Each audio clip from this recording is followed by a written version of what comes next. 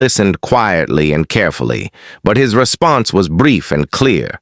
Instead of compromising his self-respect and artistic freedom, he said a firm no that echoed through the halls of power. From that moment, the scene changed. The silence that once carried attempts at reconciliation turned into a hidden war.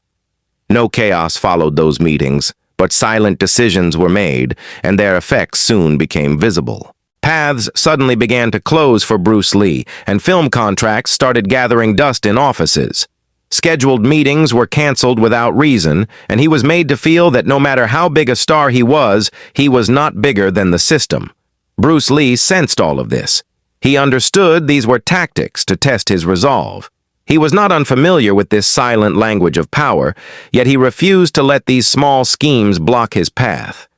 Bruce Lee firmly believed that fear rusts a person's inner abilities and traps them within limits. His be-like-water philosophy was not only meant for fighting in the ring, but for facing every hardship in life. His close companions say he could sense the net tightening around him, and the waves of pressure did touch him. But his greatness lay in the fact that he never sold his conscience, nor allowed external pressure to rule his decisions.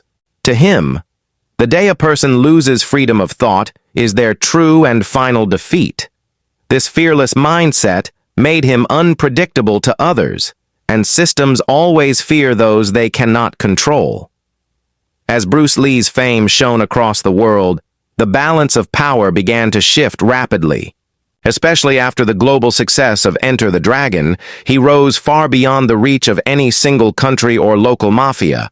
He had become an international icon, protected not by bodyguards, but by the eyes of millions of admirers. When a person reaches such global prominence, plotting against them or removing them from the scene becomes extremely difficult.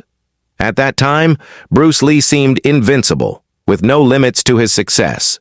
Yet history repeatedly teaches us that storms often change direction suddenly at the peak of greatness. Then came that evening in 1973 that stunned the entire world.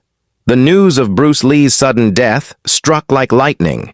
A man who symbolized physical fitness left the world silently at just 32 years of age. The official medical report cited cerebral edema as the cause of death and closed the case. But countless questions arose in the public's mind. How could such a powerful man collapse so suddenly? Those questions still linger in the air, and over time, layers of mystery have continued to deepen around his story. With every passing day, Bruce Lee's death became less of an accident